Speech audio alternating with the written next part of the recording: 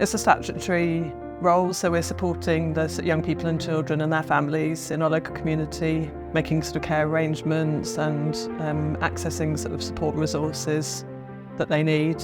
I nominated Victoria for this award because she's a super caring person, individual and professional.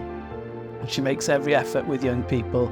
Victoria is willing to address things in the face of adversity. It doesn't matter how pressured things get. Victoria's there, manages those intense, difficult moments.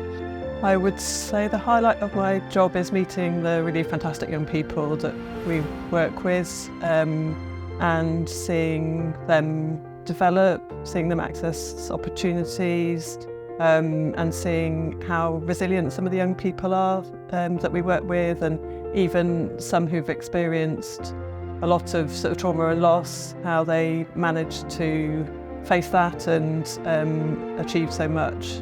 Victoria notices and understands young people's needs, the complexity of those needs, their vulnerability, as well as wanting to do the best and advocate for them as strongly as she possibly can.